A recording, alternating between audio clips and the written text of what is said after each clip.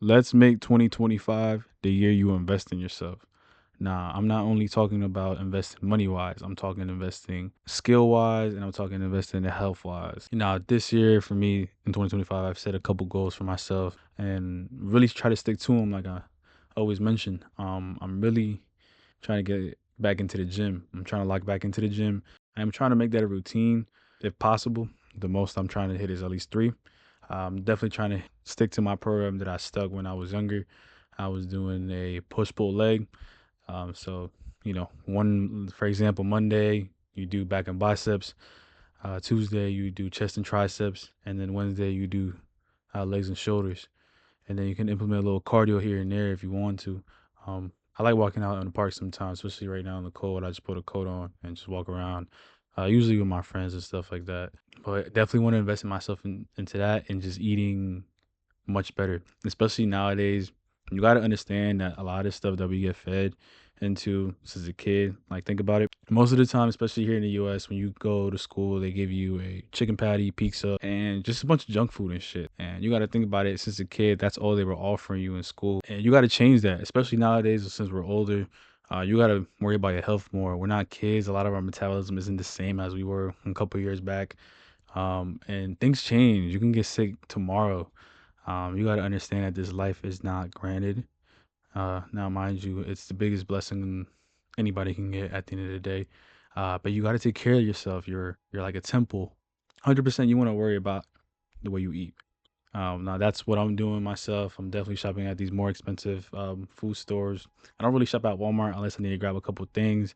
But most of the time, whenever I'm shopping, whenever I'm looking at stuff, I'm looking at the ingredients. Take a look at all the ingredients that are in the cereal box, and then start typing that on Google. You want to stick to organic stuff. You want to stick to your fruits, and a lot of the good stuff is more expensive. I can definitely say that. I know just shopping for more better stuff, you come out with like three or four things, but you got to think of it as an investment for yourself, for your body, because that's the most important thing. You got to understand health is wealth. Not being healthy, you can't really do too much. So you want to really take care of your body, so like you can prevent yourself from getting sick and stuff. I try to tend to kind of use other examples so people understand me. But think of your body like a car. You leave your car stalled. I mean, anything can really happen to it. You're not really moving. You're not really starting a car engine. The oil is getting fucked up, etc. So you want to move your body around. You want to be able to move it. You want to be able to um, consume the right foods for your body. That would help you out a lot, especially at the end of the day. When you get older and you start to realize like a lot of your body hurts and stuff like that. Um, Definitely implement a lot of stretching. I feel like we don't really speak that a lot. A lot of people just go straight to the gym and just go straight into lifting and they do like a mile stretch. Always put yourself first. Always put your ideas first.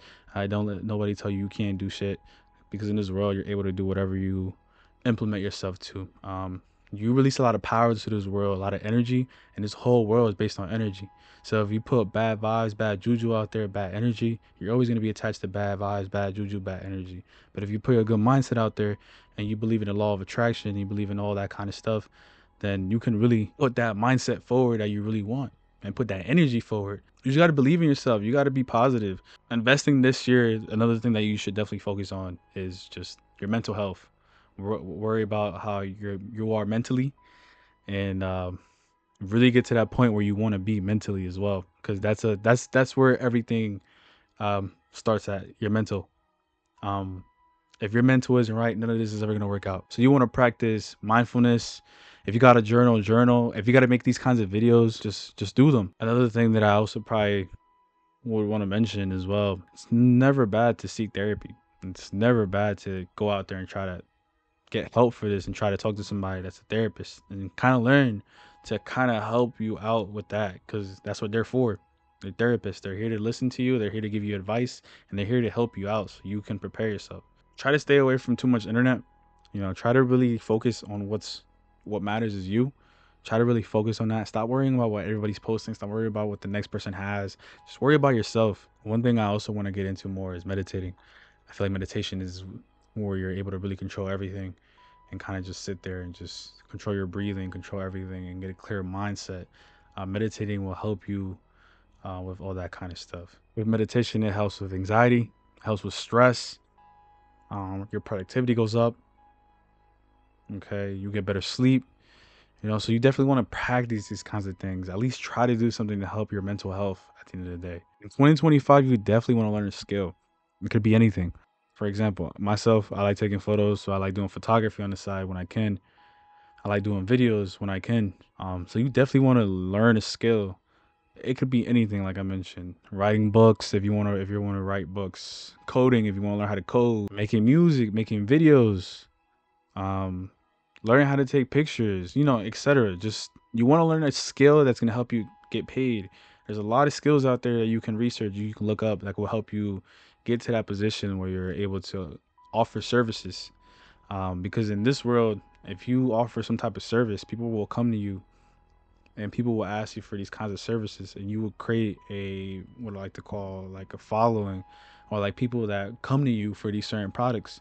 And think about it, there's a lot of people in this world, so if you can try to attain a group of people that like your product, that like what you're offering, they will always keep coming to you and be loyal to you if you treat them right. So that's definitely something that you want to learn how to do this year. Learn how to make skills. Learning these skills is definitely hard. It's not nothing's easy in this world. So just keep that in mind when you want to learn some type of skill. That's gonna take you a while. It might take you a couple of days. It might take you a couple months. It might take you a couple of years. But just keep that in mind. That if you offer something in this world, especially a lot of things right now people want, but if you offer something to this world that a lot of people will need, you're gonna end up winning at the end. You also want to invest in relationships. You want to be part of somebody's life that's gonna benefit from you, and that you're gonna benefit from them. If you could just help each other, because that's really what a lot of us need. We need help from each other. We can't just all do one thing all at once. But life is much more easier when you have people who you can trust, who you invested a relationship with, and they help you out at the end of the day. So you want to have these people around you. Now, lastly, I want to talk about investing.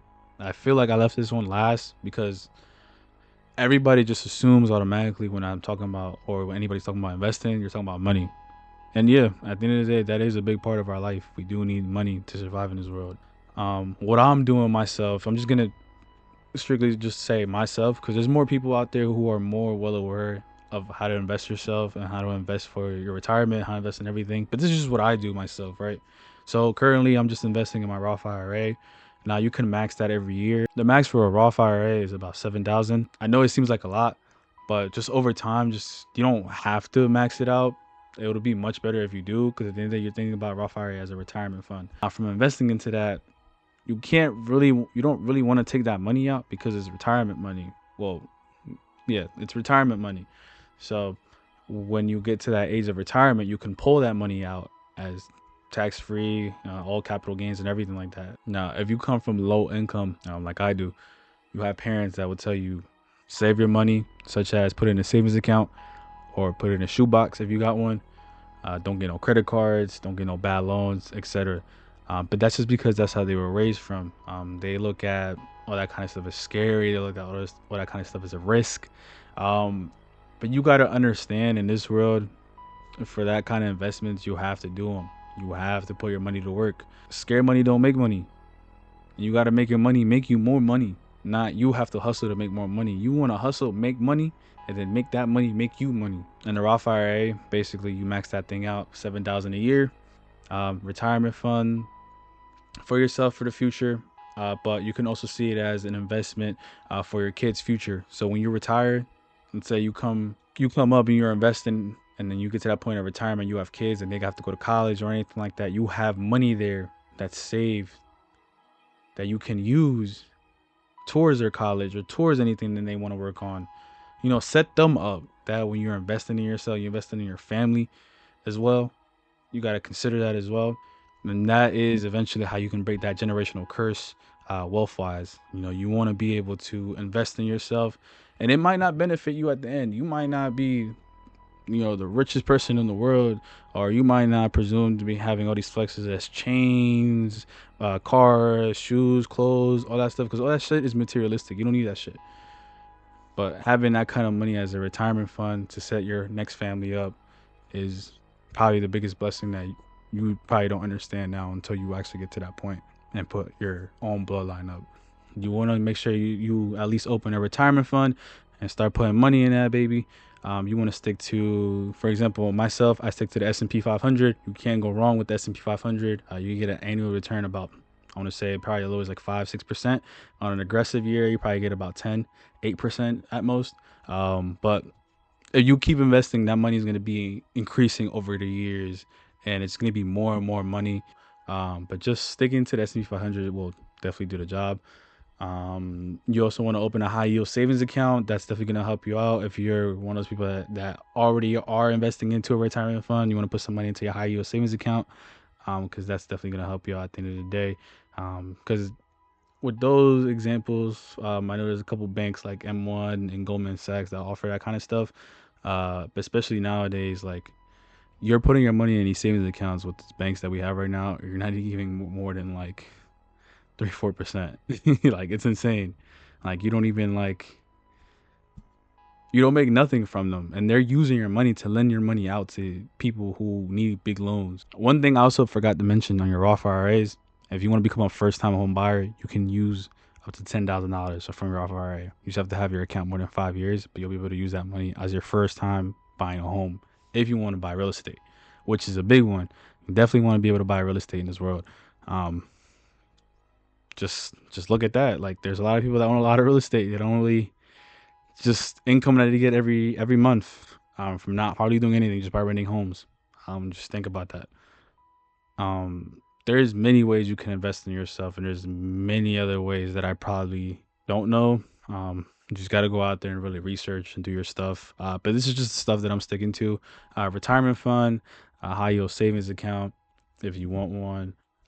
Make sure your credit is good. Always make sure your credit is good. Pay your credit cards on time. Start off, if you don't have any credit, you want to start building up credit. You want to start getting into a starter card. Usually at those starter cards, you pay like a down payment, I want to say, or like a payment, just so you can rely on that. So like most of the times it'd be like 200, $100. But with those cards, they only limit you for 100, and just use that card to pay groceries if you can, gas, just little things, because you don't really want to exceed that percent, because there's a certain percent you don't want to exceed on these cards before they start dropping your score down. So you just want to be careful when you're starting off with those cards, and then you can start applying to other cards. Now there's other cards that offer you different kinds of things. I know me currently right now, I have the Quicksilver card. It's one of the older cards that I have the Amex Blue Cash and Amex Gold. After you start building up your card portfolio, you start to get different offers with different cards. Some cards offer you cash back, is what we like to call them. They give you some certain points, depending on which card you use. Some cards give you 2 time points. I know the Amex Gold gives you about 4 times points when you shop at, like, when you do groceries. You get about 4 time points. And you just get cash back, and those are returns. I usually stack those up when I make a big purchase and stuff like that. And then just use them.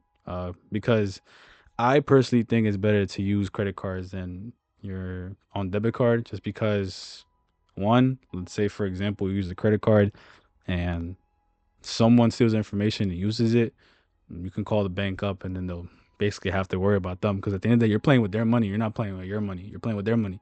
They are expecting their money back at the end of the day when you pay them back. But any kind of purchase like that or anything like that, they handle it. They reverse it. They don't even want to worry about anything like that. You just let them know. And you get the points. And instead of just like spending your debit card in general, you're not gonna get no points. You're just spending your money. And at least with the credit card, you just want to maintain a certain percentage. Don't overspend too much. Just basically swipe it on things that you know you're gonna be able to pay back at the end of the day. Now, I also do have a little bit of crypto. I know I have a little bit of like Solana and stuff like that. So just currently just Solana, a little bit of Ethereum. I don't have any Bitcoin, but hopefully in the future, just when we start going back into the bear market, when prices start to drop a little bit lower, I definitely start building a position up for Bitcoin. But just currently, just I don't really have too much crypto. But just crypto portfolio is going to end up growing eventually over time. And that's just something that I just have on my side. I not no financial advisor. I'm not sitting here and go ahead and invest and do that or anything like that. All this information that I'm basically providing you, you can find online. You know, you can ask ChatGPT if you like using that kind of stuff. But They're all gonna give you that same kind of information, and at the end of the day, just make up your mind what you want to decide to do. But this is just what I have currently. You want to start small. You don't have to do too much at the end of the day. If you want to start little by little and then building your way up, that's perfectly fine. At the end of the day, starting small is at least doing something for yourself, and picking an area today and taking action. The ROI on you is limitless. So just keep that in mind.